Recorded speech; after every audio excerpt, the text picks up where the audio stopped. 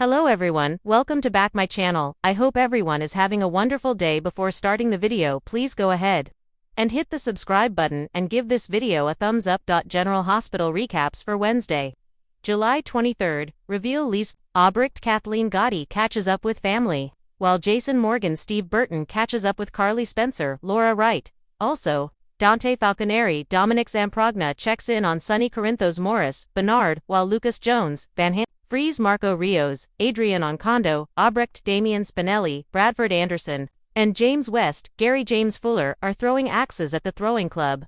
She shows James a few techniques, while Spinelli sends a text to Lulu Spencer, Alexa Havens Bruning, inviting her over. Albrecht mentions to Spinelli that she has been away for too long. They talk about how James resembles Nathan West Ryan Peavy, and then Oma wonders why no one informed her about Willow Tate's Caitlin McMullen out-of-control behavior.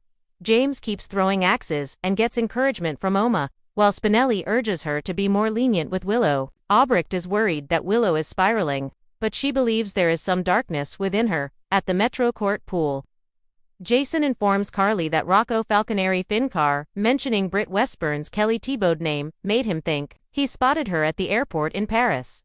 Carly thinks he confused someone with a similar look for Britt. As she states, "I hate to say it, it's unfortunate, but she's gone." But Jason reminds her that he was also in that situation. He recounts the birth certificate incident and how Rocco found out that Britt took the embryo and had it implanted in her. Carly doesn't criticize, since she saved Joss' life. Jason ponders if she might not be dead.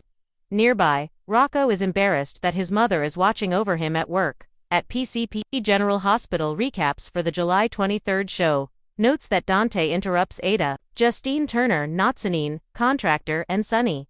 She steps away to speak with Jens. Sidwell, Carlo Rhoda, while Sonny tells his son that discussing the Marco situation might not be a good idea. Dante reminds his father that the kids look up to him. Meanwhile, outside, Turner inquires if Sidwell believes foul play was involved in his son's fate. Sidwell admits he has no evidence. He is seeking assurance about his son's safety. Turner confronts Sonny, and Dante listens in as Sidwell expresses his fear that his son has been kidnapped by someone who is blackmailing him.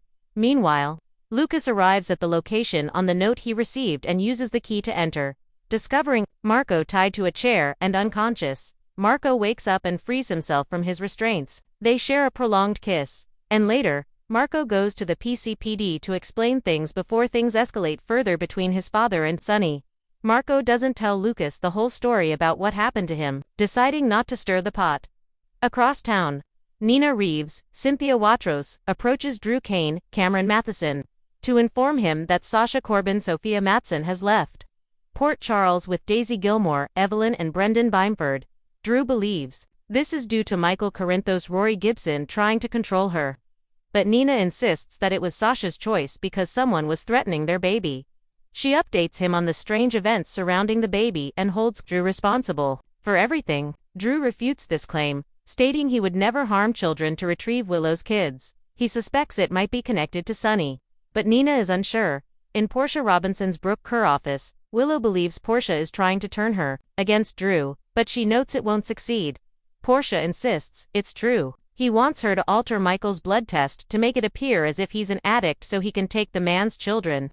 If that doesn't concern her, Portia is unsure who Willow really is. She understands how hard Michael has fought, and now, Drew wants her to ruin everything. Willow responds, "If that's what it takes, I'm with Drew." Portia attempts to reason with her, but Willow reminds Portia that he used the legal system to take her kids away. She doesn't want her personal issues mixed with work. Portia again points out that her fiancé is blackmailing her, and her words fall on deaf ears. Willow counters that Michael is doing the same to her, so she doesn't care. Again, stating her belief and trust in Drew. If whatever Drew is doing will help her get her kids back, then so be it. And Willow then leaves, oblivious to the obvious problems. Later, Nina rushes into Portia's office where she discovers that Drew is blackmailing her to portray Michael as a drug addict. Nina is shocked to learn that Willow is not concerned at all.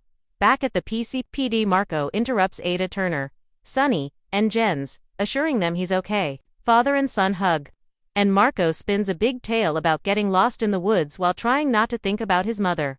He claims he had no cell service, fell into a ravine, and when he finally returned to his car, he discovered a flat tire. He decided to take a break and ended up falling asleep until just recently. Turner informs him that he needs to sign a statement, and he agrees to do so before leaving. Sidwell follows him out, and Sonny tells Turner he's relieved it's all resolved.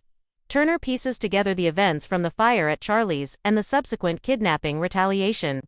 But Sonny sticks to Marco's version. Turner concludes that he's as corrupt as she suspected, but Sonny counters that if he were, Marco would be dead. Turner acknowledges that both she and Sonny bore fault for Natalia Ramirez's Eva LaRue death. Sonny and Turner get semi-flirtatious as Sonny teases her about questioning him because she missed him. She ignores the comment and goes on her way.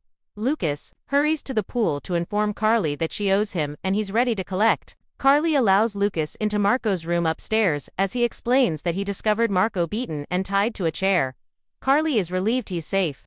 Lucas mentions that if he hadn't been, he would have ensured Jason and Sonny were locked up for life. Carly believes he's being unrealistic, which angers Lucas. In fact, he warns her not to defend Sonny and Jason to him before she walks away. Marco comes in and heads to the shower before Lucas expresses how concerned he was about him, and Marco kisses him all the way to the bed. Spinelli visits Drew to inform him that all the invitations have been sent out, and that he and Maxie Jones. Kirsten Storms wish Drew well. When Willow arrives, they decide to invite Liesl to the wedding. They are eager for Maxie to return home soon, and Spinelli says goodbye before Willow grows impatient for the wedding.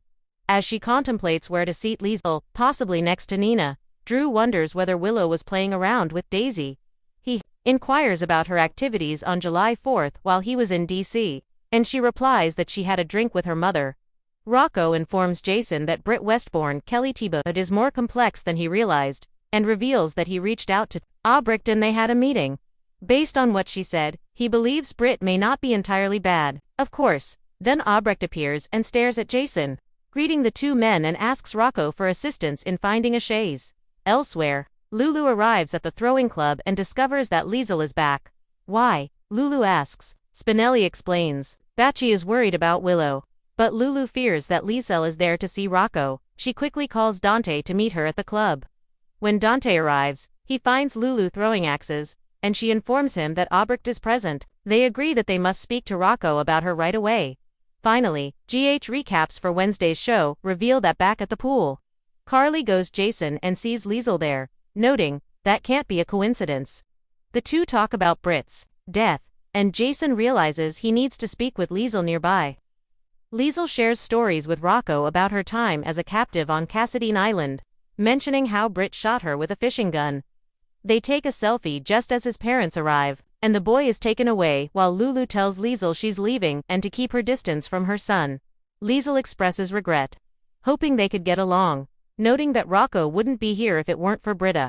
Liesl leaves, and Rocco scolds his parents for getting involved. Thanks for watching this video, and please subscribe RGH News 24 YouTube channel for more update news.